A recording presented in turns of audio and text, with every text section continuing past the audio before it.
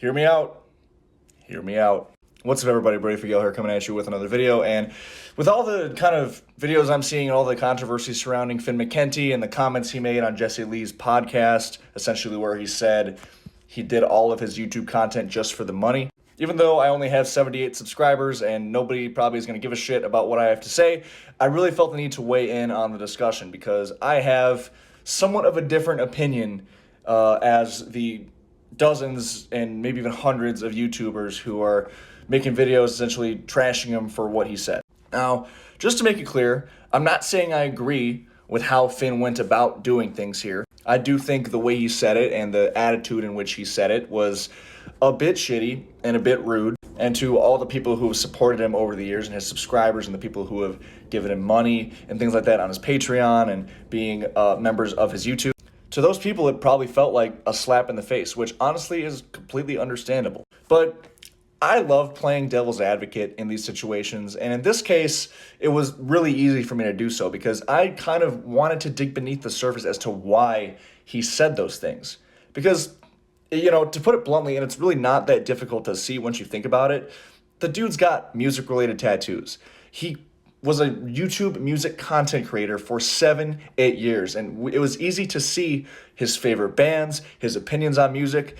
Him saying that he has no interest in music, that's bullshit. The guy obviously has interest in music. He would not have done any of the stuff that he did if he had zero interest in music. That would just be torture at that point. And with that kind of torture he would have been putting himself through, he would have called it quits a lot earlier than now. So because him saying he has no interest in music is clearly bullshit, that got me thinking as to why. Why would he say that if it's not true? And I think there could be multiple reasons for that. So in this video, I'm kind of going to go over every possible reason I think he might have said that. And honestly, it could be all the reasons. The most obvious one for me is that the dude just burnt out. He's made that very obvious the last couple years too, and has even made content about it, how he is burning out. And he didn't enjoy making the content he was enjoying, especially those kind of band history videos that he was doing. He said he kind of started doing that because he got a lot of hate when he voiced his own opinion. One thing I'm seeing a lot of YouTubers bring up in this discussion surrounding Finn is that he can't handle criticism. But I mean, is that such a bad thing? Yes, to be a YouTuber, especially a YouTuber with a big platform like he has been, some level of handling criticism is probably necessary. But the dude got a lot of hate. And when you're doing this as your full-time job and putting all the hours necessary into doing it and getting a substantial amount of hate like he was, it's got to take a toll on you mentally. I understand he had lots of loyal supporters and followers, but I think oftentimes the hate can kind of crush that sense of loyalty from your followers and from your viewers. And especially if you are suffering things from anxiety and any kind of depression, which he very well might.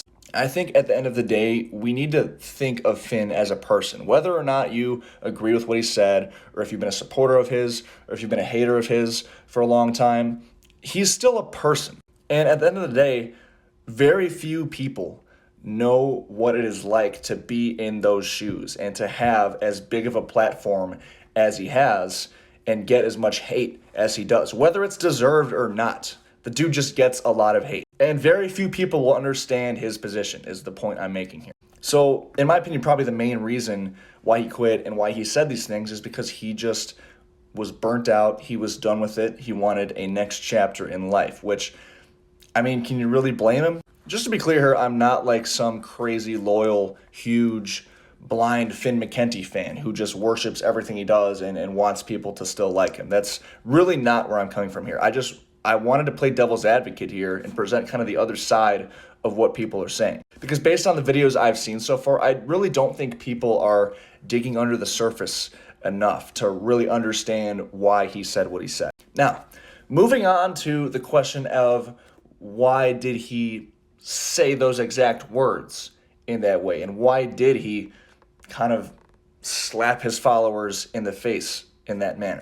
And this is one where I think there could be a couple different reasons. For one, I think he might have just known that his really loyal followers would kind of see through that and see that that really wasn't true. I mean, obviously, he did take advantage of the money aspect in it. I mean, he always had sponsors. His videos were monetized. That's been very obvious for a long time now. But I think he knew that the people that followed him that were smart enough to kind of dig beneath the surface would kind of realize that it's kind of bullshit. I also think that saying things in that way and kind of ending things on that negative impact would kind of just close the book for him for good. Because in a sense, if he had just kind of left, and I'm sure since he has been gone from YouTube now for I think 6-ish months, like there's always going to be those people that say, hey, come back to YouTube. He'd probably be harassed to continue to come back to YouTube over and over. And what's a good way to ensure that people don't want you to come back to YouTube and that you're not hearing that constantly? Or there's the possibility that he just wanted to kind of feel like a supervillain. I mean, I don't know if that's true. I don't really see that being fully true, considering that he's been open about how getting hate really bothers him. But I mean, you never know. I mean, he hasn't commented about it since. He hasn't really clarified anything. I don't expect him to. And once again, I don't think it was the best way to kind of close the book on his YouTube career personally. But whether or not you disagree with his opinions or his takes or his lifestyle or anything like that, just acknowledge that he is still a person.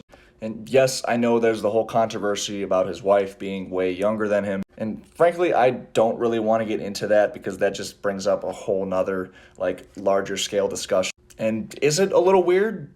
Yeah, it's a little weird. But I mean, right now, this current moment of time, I mean, they seem happy. She seems happy. They have, I think, one kid together.